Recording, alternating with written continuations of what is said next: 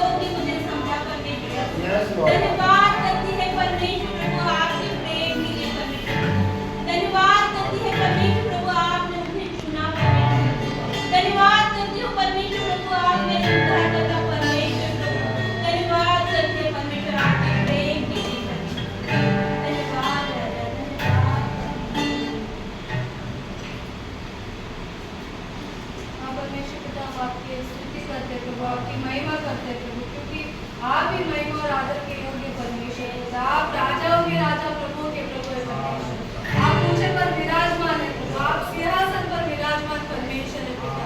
प्रभु हम धन्यवाद देते कि आपने हम सबको नाम लेकर बुलाया परमेश्वर। हम चुने हुए हैं परमेश्वर, हम तेरे राज्य के वारिस है, हम तेरे बेटे और बेटियां है परमेश्वर पिता। हम धन्यवाद देते कि अधिकार तूने हमें दिया प्रभु। हम धन्यवाद देते और हम आपकी स्तुति और महिमा करते हैं।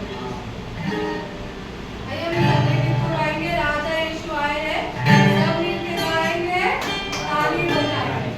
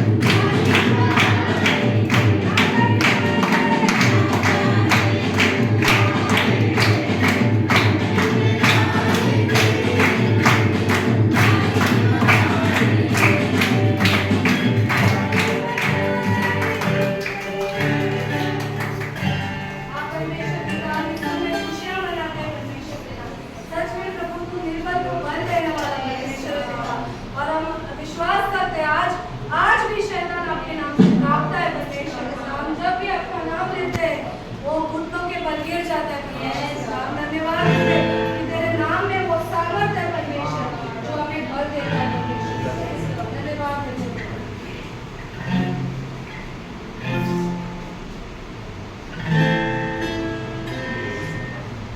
भैया अपनी आवाज को उठाकर परमेश्वर के नाम में धन्यवाद।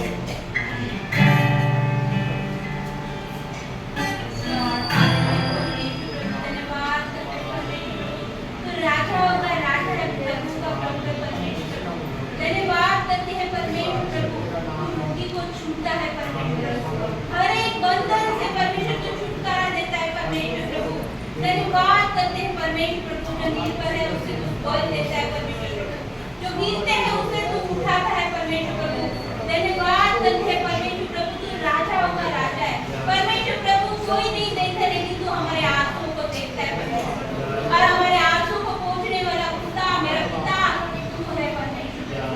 धन्यवाद करती है आपके नाम में ऊंचा और ऊंचा ऊंचा दे रहा है। धन्यवाद परमेश्वर, धन्यवाद देते आज की जिंदगी, धन्यवाद करते हैं परमेश्वर तू मेरा हाथ कभी नहीं छूटता, हर समय परमेश्वर तू मेरे साथ रहता है। धन्यवाद करते हैं परमेश्वर कि तू मुझसे इतना प्यार करता है।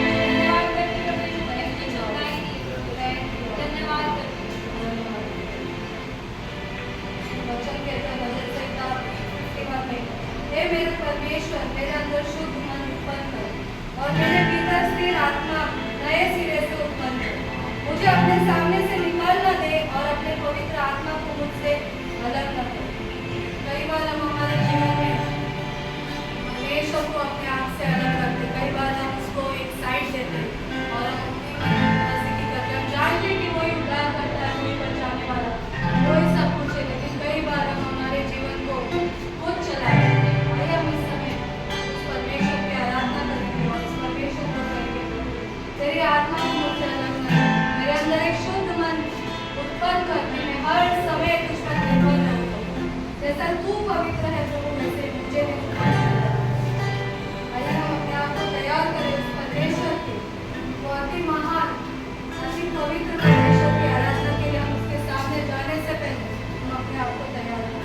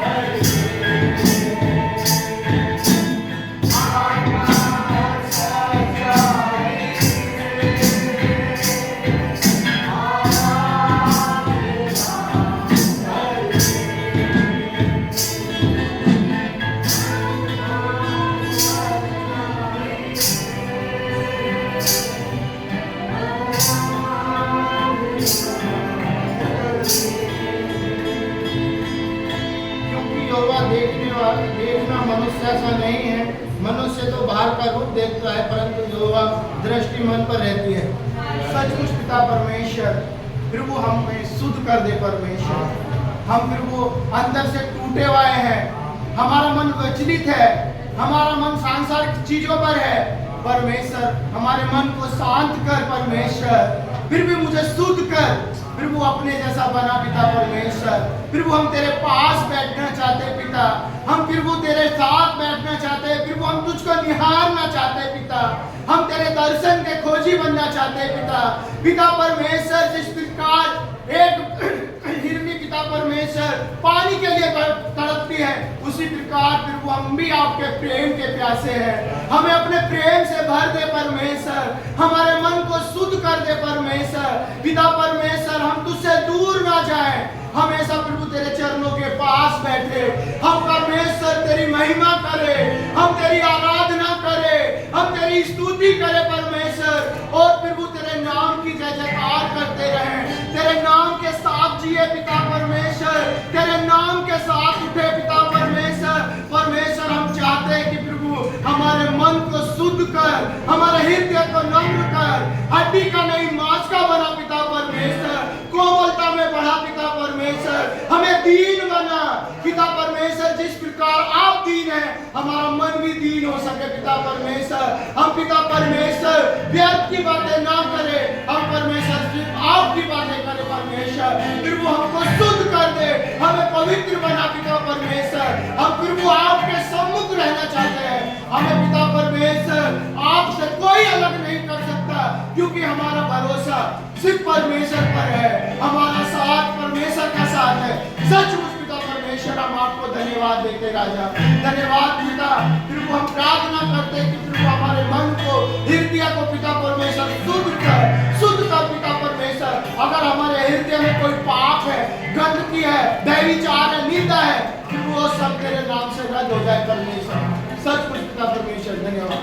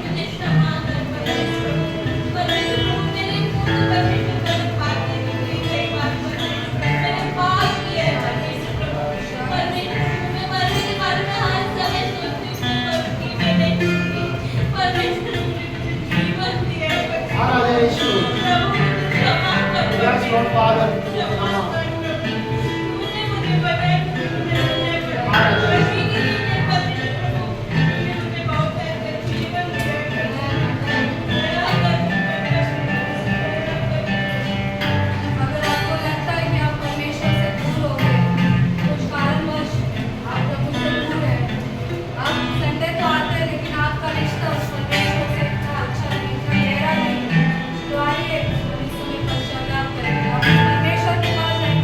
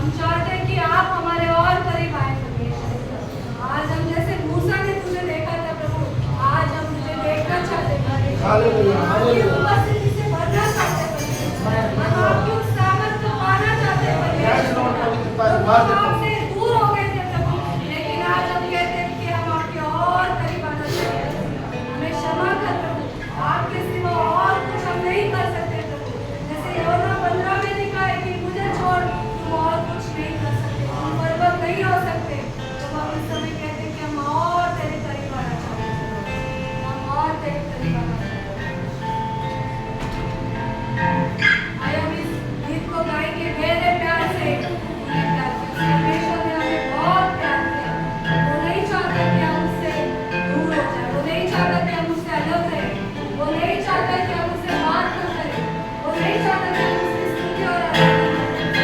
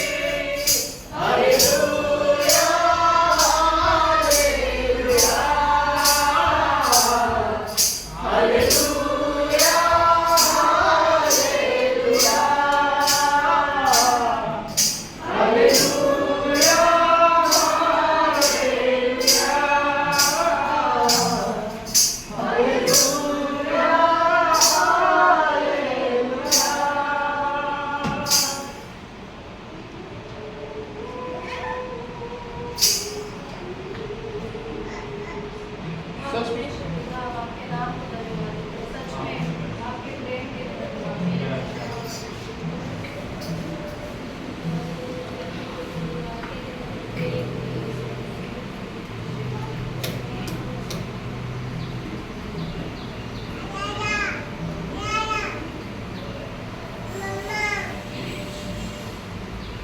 तो आपका प्रेम गहरा है, ये बस ऊपरी नहीं है परमेश्वर, ये ऊपर ऊपर नहीं है प्रभु, लेकिन आपका प्यार गहरा है परमेश्वर, समुद्र से भी गहरा है प्रभु, आसमान से भी ऊंचा है परमेश्वर। तो हम धन्यवाद देते हैं उस प्रेम के लिए जो आपने हमसे किया। धन्यवाद देते कि आपने हमें से हर एक को अपनी शांति से भरा, आपकी चंगाई से भरा, आपकी सामर्थ से भरा। धन्यवाद देते हैं आपके धन्यवाद देते यीशु मसीह के नाम में।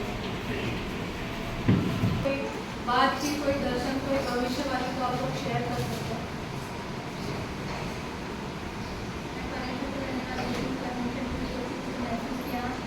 परमेश्वर के सामने हम जब जाते हैं तो पश्चाताप करना बहुत जरूरी है, और मेरे अंदर से हो रहा था कि पश्चाताप करना, मैंने उसके सामने पश्चाताप किया।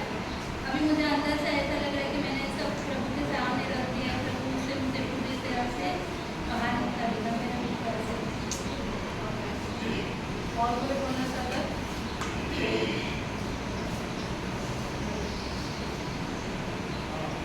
मैं परमेश्वर को धन्यवाद देना चाहता हूँ कि परमेश्वर की उपस्थिति महसूस किया नहीं है, और जब हम परमेश्वर की बातें करते उसके पास जाते हैं तो ऐसा लगता है जैसे हम अपने बाप के पास जाते हैं और हमें प्यार प्यार करता है। तो जब हम वो गाना गा रहे थे कि हम तेरे और करीब आना चाहते हैं, तो उस समय ऐसा लगा कि मैं परमेश्वर के पास हूँ और परमेश्वर मुझे प्यार कर रहे हैं, और मुझे महसूस हुआ कि हम जब परमेश्वर का अपने आप को खोलेंगे, अपने पिता के सामने अपने आप को रखेंगे, तो परमेश्वर हमारी हर एक बात को सुनेगा। तो मैं इस बात के लिए परमेश्वर को धन्यवाद देता हूँ कि परमेश्वर को मुझे ऐसा महसूस करेगा। और कोई बोलना चाहता है? कोई वचन, कोई दर्शन, भविष्यवाणी अगर परमेश्वर ने आपको कहा। मुझे एक दिख रहा था, कुछ जख्म है और उस जख्मों पर हम मलहम पट्टी लगा रहे हैं, बैंडेज लगा रहे हैं। जैसे आपको समझ में आ रहा है वैसे उसको उल्टा सीधा किसी भी बैंडेज लगा रहे, लेकिन जब तक वो अंदर का जख्म ठीक नहीं होता, हम ऊपर से बैंडेज लगा के कोई फायदा नहीं है। हमें उस जख्म को ठीक करना और फिर उसको मलहम पट्टी करना। और परमेश्वर हमारा चंगा करने वाला परमेश्वर है। प्रभु से बाहरी रूप से चंगा नहीं करता, लेकिन हमारे हृदय को भी वो शुद्ध करता है, पवित्र करता है। जैसे भजन संहिता 51 मैंने पढ़ा कि प्रभु मेरे अंदर वो शुद्ध हृदय, वो शुद्ध हृदय को निर्माण कर और मुझे एक अच्छा हृदय दे। तो हम जब तक हमारा अंदर से जख्म है, हम उसको ऊपर से बैंडेज लगाते रहेंगे वो और सड़ता रहेगा। इसलिए हमें उसको पहले साफ करना और फिर उसमें मलहम पट्टी करना और परमेश्वर के पास आने की। प्रभु मेरा ये प्रॉब्लम है, मुझे सहायता करती, मैं इससे बाहर नहीं हूँ और मैं उससे चंगाई पा सकूँ। और दूसरा चीज़ में मुझे लगा कि जब हम बोलते हैं कि परमेश्वर प्यार करता है, तो हमको लगता है बस परमेश्वर प्यार करता है, लेकिन जैसे वो गाना है God's love is so wonderful so wide, इतना ऊंचा कि हम पकड़ नहीं सकते, इतना गहरा कि हम ला नहीं सकते ना, इतना चौड़ा कि हम माप नहीं सकते। तो परमेश्वर का जो प्यार है वो बहुत गहरा है, वो हमारी निर्बलताओं को, हमारी गलतियों को, हम कितने बार गिरते हैं वो उठाता रहता है, और वो बहुत गहरा प्यार हमसे करता है। वो ऊपर का प्यार नहीं करता, वो एकदम गहरा प्यार हमसे करता है। तो ये आप सबके लिए है कि परमेश्वर आपको प्यार करता है, प्रभु आपको प्यार करता है और बहुत गहरा प्यार करता है। एक पति अपनी पत्नी से इतना प्यार नहीं करेगा, एक माँ अपने बच्चे से इतना प्यार करेगी नहीं, इतना परमेश्वर हमसे प्यार करता है। तो आइए अपनी सारी बातों के लिए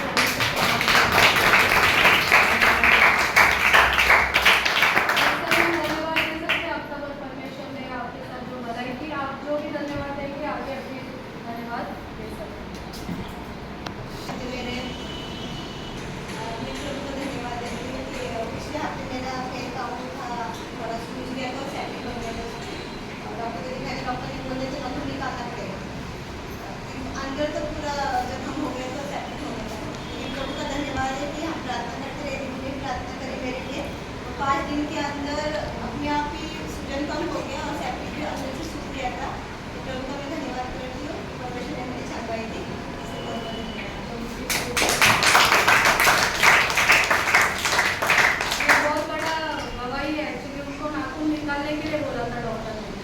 इतना सेप्टिक पस हो गया था, डॉक्टर ने बोला था कि आपको नाखून निकालना पड़ेगा, लेकिन हम लोग ने प्रार्थना किया कि नाखून निकालने का जरूरत नहीं पड़े, प्रभु ने क्षमा करे।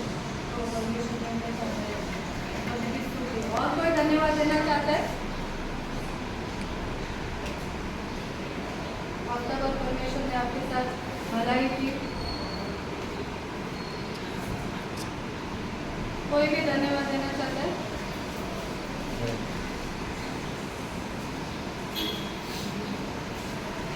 मैं प्रभु को धन्यवाद देना चाहता हूँ कि अभी परसों मतलब मेरे को डिस्ट्रिक्ट लेवल पे DSO वेट लिफ्टिंग के लिए कंपटीशन में जाना था, पर सुबह में से उठा नहीं गया, थोड़ा लेट उठ गया मैं, और फिर बाद में कैसे तो करके उधर आधे घंटे लेट पहुँचा, पर नसीब से कंपटीशन चालू नहीं हुआ था। तो फिर चालू होने से पहले मैंने प्रभु को बहुत प्रेयर किया कि मेरी सहायता करना, हड्डी वड्डी निकालना देना, मेरा हाथ वाथ देना ठीक रखना। फिर प्रभु ने चमत्कार दिखाया और मैं DSO लेवल अंडर 19 में अंडर 55 kg में सेकंड आया। तो फिर मैं इसलिए प्रभु को धन्यवाद करता हूँ। आपको धन्यवाद देना चाहता है?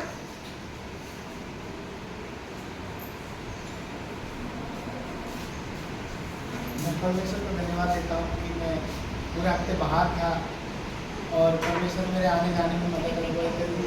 तो मैं इस बात के लिए धन्यवाद देता हूँ कि मेरा परिवार सुरक्षित है। और मैं धन्यवाद देता हूँ कि हमारे घर में थोड़ा टेंशन चल रहा था, क्योंकि कुछ टेंशन ले रही थी मन में कि वो कैसे होगा, तो गूगल सर्च मार दिए तो भी वो और टेंशन बढ़ रही है।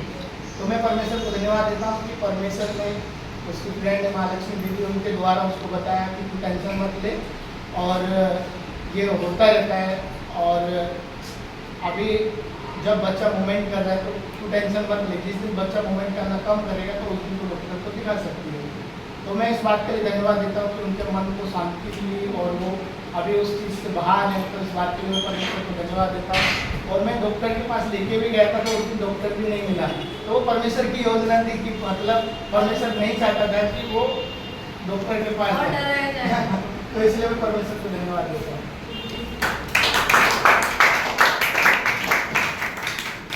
और कोई धन्यवाद देना चाहता है?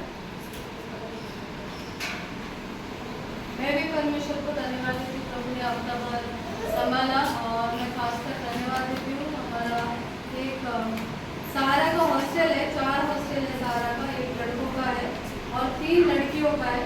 एक है जो एकदम छोटी लड़कियों का 6 से 10 साल, उसके बाद दूसरा है 10 से 18 साल और तीसरा हॉस्टल लास्ट ईयर खुला था जो 18 साल के ऊपर हमारी जो लड़कियाँ हुई है उनका। तो पिछले हफ्ते उनका पूरा 1 साल पूरा हुआ जो 18 साल के ऊपर की लड़की है। और मैं इतनी खुश हुई उनको देख के। मुझे लगता है आशीष का उम्र के थे जब हम लोग ने, मैंने रेखानी और दास ने, हेमलता दीदी थी उसमें और छाया थी उसमें, मनीषा थी उसमें। जब हम लोगों ने उनको हॉस्टल में डाला तो वो आशीष के उम्र के थे। सृष्टि तो भी बहुत बड़ी है, आशीष के उम्र के थे जब हमने उनको उस जगह से निकाला। बहुत सारा प्रॉब्लम हुआ था और आज वो लड़कियाँ 18 साल पूरा हो गया, उनको उम्र उनका 18 साल के ऊपर क्रॉस किया और इतना सुंदर जगह पर है वो लोग रह रहे। उनका ज़िंदगी इतना अच्छा हो गया।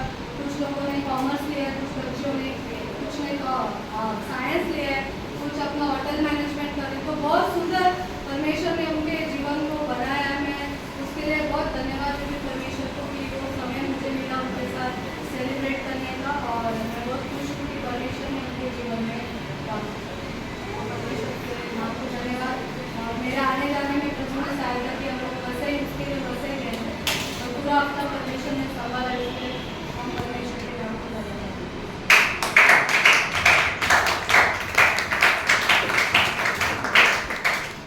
और कोई धन्यवाद देना चाहता है तो हम आगे बढ़ेंगे।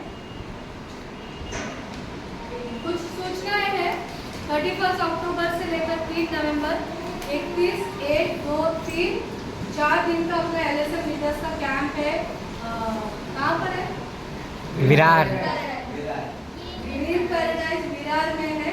और बच्चों का फीस जो है 1500 रुपया है 18 साल के नीचे का। और जो 18 साल के ऊपर जो एडल्ट है उनका 2500 है। तो ज़रूर आए जो भी लीडरशिप में है कलिसिया में। अभी से हमको नाम देना पड़ेगा ताकि हम वहाँ पर जगह को बुक कर सकें। दूसरा आखिर में 29 जो है विकी भैया आने वाले हैं हमारे साथ मिलेंगे और वो यहाँ पर संदेश देंगे। ये 2 ही सूचनाएं हैं फिलहाल, और कोई सूचना नहीं है। कल मेरे घर पे शाम को 6:30 बजे प्रेयर है और मैं आप सबको इनवाइट करती हूँ। हम डिनर नहीं करेंगे बट हम हल्का सा स्नैक्स खाएंगे। तो कल शाम को 6:30 बजे हमारे घर पर प्रेयर है, ठीक है। तो यही सूचना है कि आइए हम इस समय राजा भैया का स्वागत करेंगे।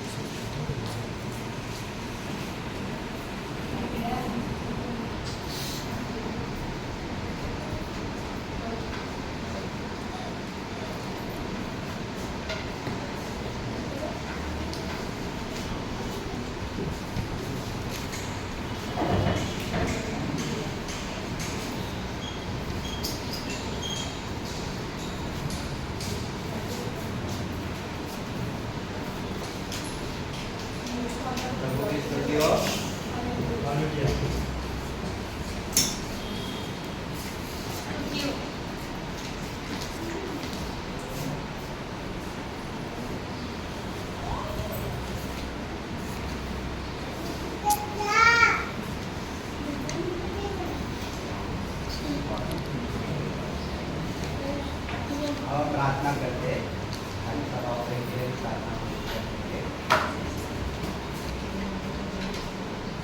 प्रभु जी धन्यवाद देते इस सुनहरे मौके के लिए जो आपने हमें एक साथ लाया प्रभु जी, और जो भी वचन प्रभु जी आप हमें दर्शा है प्रभु जी होने दे, उसके द्वारा आप मेरे द्वारा लोगों से बात करो। मैं कुछ ना खुद से बोलूँ, आप बोले तो जिस वचन के द्वारा लोगों को आशीष मिले और वो आशीष के द्वारा आपकी महिमा हो, आपके राज में बढ़े सके। साथ ही साथ इस दान दशमांश के प्रेमा के प्रभु जी जो प्रभु जी जिन्होंने दिया है उनके घरों में आशीष दे, और जो नहीं दे पाए उनके भी घरों में आशीष दे। और वो इस दान को आपकी सेवा के लिए इस्तेमाल करो। यीशु के नाम से मांगते आमीन। मुझे बोला गया था कि बहुत शॉर्ट में लेना है, मैं शॉर्ट में लेने का कोशिश करूँगा। हमारा एग्ज़ाम भी है इसके बाद, ओके। तो कुछ वचन से दो तीन ही वचन है, मैं चाहता हूँ कि निकाले। अजित याकूब 1:22, जोएल 2 टिमोथी 1:2, 2 टिमोथी 1:12, श्रद्धा मत्ती 6:31-33, ओके। तो आज का मेरा टॉपिक है back to basic. Back to basic मतलब हिंदी में उसका अनुवाद होगा आपने जो वापस अपने रिकॉल बेसिक्स मतलब जो हमारा जो सामान्य जो जरूरी है, मतलब रूट फाउंडेशन जो होता है उसके ऊपर ध्यान देना, जो बेसिक्स के ऊपर ध्यान देना, हमारे बैक टू बेसिक्स, ओके। तो आज की जो शायद इस जो हम सीखेंगे वो ऐसा चीज़ है। आगे याकूब 1:22 आता नहीं सांगत, ठीक है। तो ये जो हम सीखने वाले हैं, हो सकता है कि हमारे में से हर एक के जीवन में इससे हम गुजरे होंगे या फिर गुजर रहे होंगे। हो सकता है अगर नहीं गुजरे भी है, आने वाले टाइम में हम फिर गुजरेंगे इस सिचुएशन से। ऐसी ये सिचुएशन है। तो ये आज की जो हम कहानी से सीखेंगे वो है मत्ती 7:24 से लेकर 28 के बीच में ये कहानी है। ये कहानी 2 लोगों की कहानी है। एक्चुअली थोड़ा ये कहानी को समझने से पहले हम इस कहानी का थोड़ा बैकग्राउंड देखते हैं। जब यीशु मसीह पहाड़ पे गए थे, जैतून पहाड़ पे, और वहाँ से बैठ के उन्होंने बहुत सारे दृष्टांतों के द्वारा लोगों से बातें की। तो नमक ज्योति का दृष्टांत, अच्छे शिक्षक का दृष्टांत, दान का दृष्टांत, और ऐसे अलग अलग चीज़ों के ऊपर प्रभु ने, हम देखते मत्ती के 5 अध्याय से लेके 7 अध्याय तक अलग अलग चीज़ों के ऊपर प्रभु ने दृष्टांतों के द्वारा लोगों से बात किया। और जब ये दृष्टांत था, 2 लोगों का ये कहानी प्रभु ने लोगों को बताई। ये आखिरी वाला दृष्टांत था, जब समाप्ति का दृष्टांत इसे कहा जाता है। ये पहाड़ी समाप्ति का दृष्टांत है, ठीक है।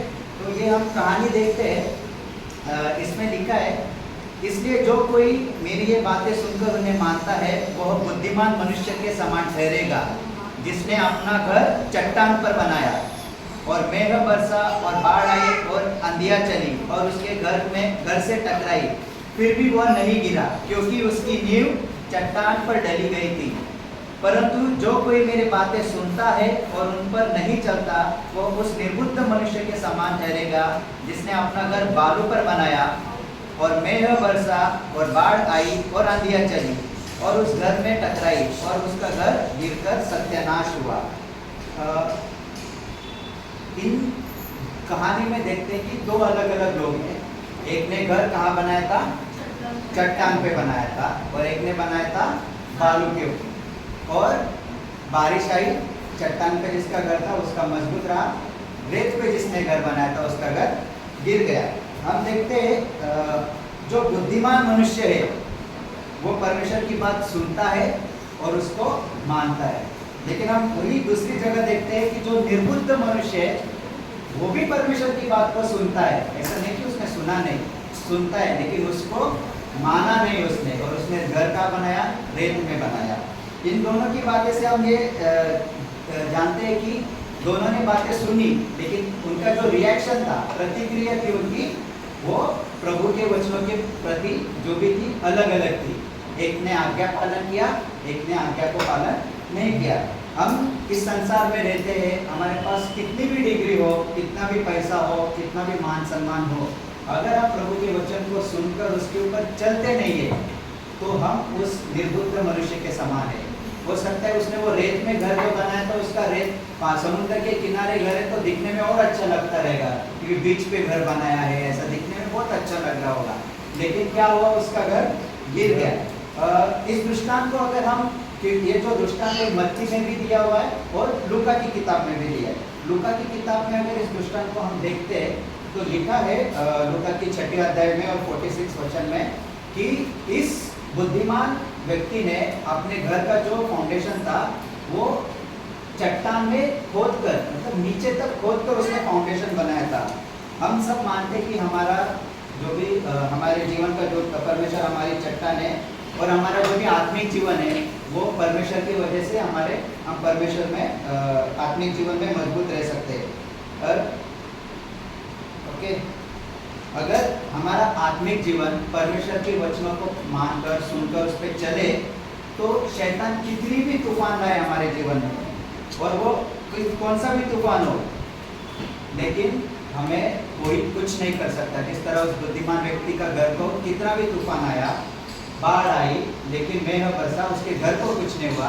अगर हमारी चट्टान, हमारा फाउंडेशन, हमारा बेसिक्स परमेश्वर में ठीक है, परमेश्वर के वचन को सुनना, उसको पालन करना, उसके ऊपर चलना, तो शैतान कितनी भी प्रॉब्लम्स लाने की कोशिश करे हमारे जीवन में तो भी वो कुछ नहीं कर पाएगा। और हम देखते कि वचन में ये नहीं बोला गया था कि तूफान सिर्फ निर्बुद्धि मनुष्य के पास घर पे आया था। वहाँ पे ये बोला गया है कि पहले 2 वचन में लिखा है कि बुद्धिमान मनुष्य ने घर बनाया, सेकंड वचन में लिखा है कि बारिश आई, तूफान आया और घर मजबूत रहा। नीचे के 2 वचनों में ऐसा लिखा है कि निर्बुद्धि की घर पे भी वो उसने घर बनाया यहाँ पे रेत में, वहाँ पर भी सेम तूफान आए, सेम बारिश आए। ऐसा नहीं लिखा है कि बुद्धिमान को ये प्रॉब्लम्स नहीं आएंगे, ऐसा नहीं लिखा है कि जो परमेश्वर के राज में चलते उसको प्रॉब्लम्स नहीं आएंगे। प्रॉब्लम्स हर एक को आएंगे, सांसारिक प्रॉब्लम हर एक के जीवन में आएगा। ऐसा नहीं कि अजीत के जीवन में प्रॉब्लम्स होगा, राजा के जीवन में प्रॉब्लम्स नहीं होगा, हर एक के जीवन में प्रॉब्लम आएंगे। आयुब के जीवन में भी प्रॉब्लम आए थे, यीशु मसीह की भी परीक्षा ली गई थी, यूसुफ के भी जीवन में प्रॉब्लम आए थे।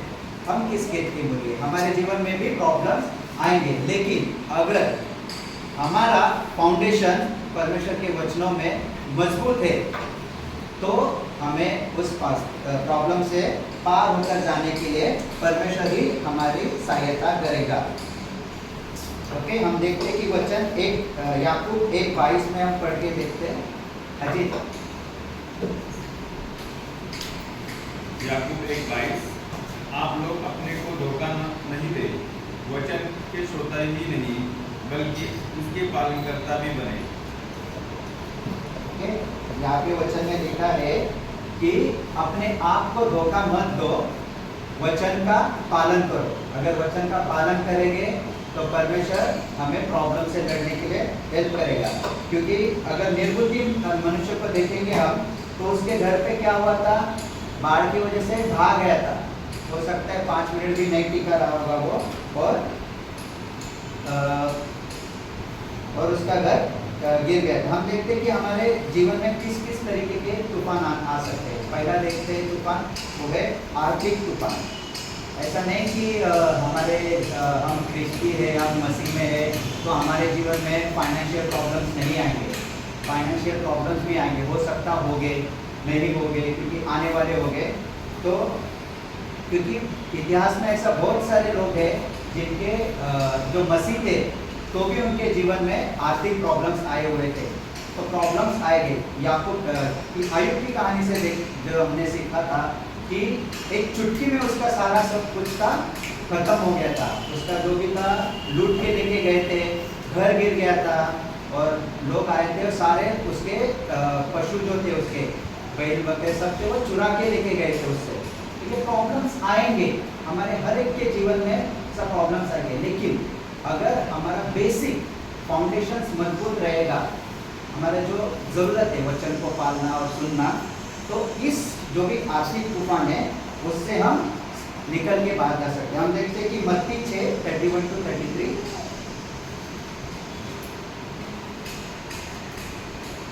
मत्ती 6:31-33, इसलिए तुम चिंता करके यह न कहना कि हम क्या खाएंगे, क्या पिएंगे या क्या पहनेंगे, क्योंकि अन्य जाति इन सब वस्तुओं की खोज में रहते हैं, और तुम्हारा स्वर्गीय पिता जानता है कि तुम्हें ये सब वस्तुएं चाहिए।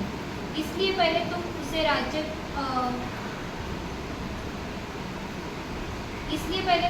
राज्य और धर्म की खोज करो, तो ये सब वस्तुएं भी तुम्हें मिल जाएंगी। हम हर एक को परमेश्वर ने ही इस दुनिया में लाया है। परमेश्वर को पता है हमारी ज़रूरतें क्या है। बाइबल में वचन में क्लियरली लिखा है, तुम उसके राज्य की खोज करो, उसके राज्य में लगे रहो, ये जो चीज़ें चाहिए वो परमेश्वर तुम्हें दे देगा। तो हमें क्या करना है, डेली उठना है, बाइबल पढ़ना है, वचन के अनुसार चलना है।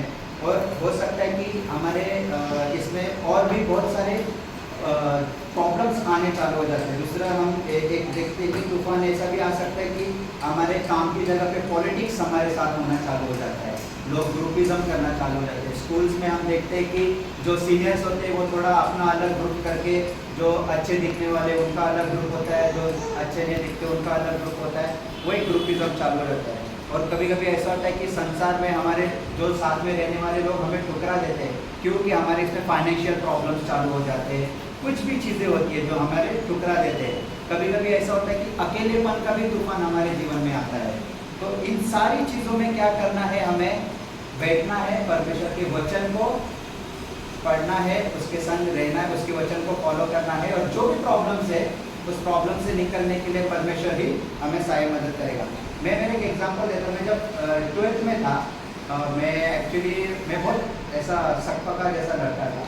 मैं मतलब मेरा 11th स्टैंडर्ड में फेल हो गया था, 11वीं नापास हो गया था मैं, और फिर से मैं 11वीं में पास हो गया, फिर 12th आया मेरा, और मैं बहुत सकपका था कि अभी लाइफ में आगे क्या होगा। मैं बहुत यहाँ वहाँ सोचा था, ये करूँगा वो करूँगा। तो मैं थोड़ा फिर मेरे अंकल ने मुझे बोला कि तू प्रेयर कर, और मैं अकेला बैठा और मैंने प्रेयर किया। मैं लिटरली बहुत दिन तक प्रेयर किया, तब मुझे एक चीज़ रियलाइज हुई। तो मैंने उस चीज़ को आज तक मेरे लाइफ में मैं फॉलो करता हूँ। अगर मैं शायद होगा 12th की उम्र का होगा तब मैंने एक रियलाइज़ किया था, अगर मुझे सॉफ्टवेयर इंजीनियर बनना है तो सॉफ्टवेयर इंजीनियर बनने के लिए क्या चाहिए, मार्क्स और डिग्री चाहिए। डिग्री पाने के लिए क्या करना है, मुझे पढ़ाई करना है। पढ़ाई करने के लिए मुझे क्या करना है, मेरे पास 24 घंटे है, 24 घंटे में से 8 घंटा कॉलेज जाता हूँ, 8 घंटा सोता हूँ, बचा हुआ इतना टाइम है, उसमें से 1 घंटा पढ़ाई करना है। और सिंसियरली वो घंटा बैठ के मैं पढ़ाई करता था। तो मैंने सब प्रायोरिटाइज किया था। हमारे जीवन में भी वैसे ही कर सकते हैं। हमारे अगर फाउंडेशंस को, हमारे बेसिक्स को मजबूत करना है तो हमें वैसे ही प्रायोरिटाइज करना पड़ेगा। हो सकता है किसी को इंग्लिश सीखना होगा, तो इंग्लिश सीखने के लिए क्या करना है, मेरे पास 24 घंटा है, 24 घंटे में 8 घंटा में काम पे रहता हूँ, फिर 6 घंटा में घर पे काम करता हूँ, फिर आगे इंग्लिश पढ़ने के लिए मेरे पास आधा घंटा बचता है, 10 मिनट भी बचता रहेगा उस 10 मिनट में खुद के लिए दो, परमेश्वर के साथ दो, या खुद के लिए दो। बेसिक्स आपका जो भी है, अगर आपको करियर में बढ़ना है तो उसके लिए दो, आत्मिक जीवन में बढ़ना है तो उसके लिए हमारा बेसिक्स मजबूत करो, और इस वचनों को हमारे जीवन में साथ ही आगे लेके हम बढ़ते रहेंगे। इस दृष्टांत में बताया गया कि मुसीबत दोनों घर पर एक जैसे आई थी। ऐसा नहीं बोला है कि बुद्धिमान के घर पे सिर्फ बारिश आई थी, और ऐसा भी नहीं बोला गया है कि क्या मूर्ख के घर पे तूफान आई थी। बाइबल में क्लियरली लिखा है बारिश, तूफान, बाढ़ दोनों के घर पे आई थी। ओके, तो हो सकता है काम पे पॉलिटिक्स राजा के साथ भी होगा, जोएल के साथ होगा, दीपक के साथ होगा, किसी के साथ भी होगा। फाइनेंशियल तूफान राजा के साथ भी आएगा, दीपक के साथ भी आएगा, अर्जुन के साथ भी आएगा, किसी के भी साथ आएगा। ओके, संसार का टुकराना हर एक के साथ होगा। हो सकता है कि यहाँ के लोग ना टुकराए, बाहर के जो रिलेटिव्स हैं वो टुकराना चालू कर देंगे, हर एक के साथ होगा। लेकिन दोनों का जो सामने देने का रिएक्शन था वो अलग था। क्यों? क्योंकि उनका फाउंडेशन मजबूत था, उनका बेसिक्स मजबूत था। घर बनाने के लिए बेसिक्स होता है फाउंडेशन, जो नींव होती है घर की, वो डालना इंपॉर्टेंस होती है। तो बुद्धिमान आदमी की नींव फाउंडेशन मजबूत थी, मूर्ख आदमी की फाउंडेशन मजबूत नहीं थी। हम और ये जो वचन है अगला, कल रात को मेरी वाइफ बाइबल पढ़ रही थी तो उसने मुझे वचन बताया था। तो हम देखते हैं 2 तिमोथी 1:12। 2 तिमोथी 1:12। इस कारण मैं इन दुखों को भी उठाता हूँ पर लजाता नहीं, क्योंकि मैं उसे जिसके मैंने प्रतीति की है जानता हूँ, और मुझे निश्चय है कि वह मेरे छाती की उस दिन तक रखवाली कर सकता है। मैं दुखों को उठाता हूँ, लज्जाता नहीं, शर्माता नहीं हूँ, क्योंकि उसमें लिखा है, जिसने आगे क्या लिखा है कि मेरे अंत तक जो मेरा परमेश्वर है वो मुझे संभाल लेगा। तो अगर प्रॉब्लम्स आए, कुछ भी हो, संसारिक तूफान हो, आर्थिक तूफान हो, किसी का पॉलिटिक्स करने का तूफान हो तुम्हारे ऊपर, उसमें शांत रहो, परमेश्वर उसको देख लेगा, उस तूफान से हमें परमेश्वर बाहर निकाल लेगा। अब हम छोटी सी प्रेयर करते हैं। प्रभु जी धन्यवाद देते हैं इस वचन के लिए, प्रभु जी जो आपने हमारे बीच में दिया है। होने दे प्रभु जी, इस वचन के द्वारा आपका कार्य कर लो, और प्रभु जी लोग आपके जीवन, आप उनके जीवन में आपकी बढ़ोतरी के लिए इसको इस्तेमाल करें, ऐसा करो। यीशु के नाम से मांगते हैं, आमीन।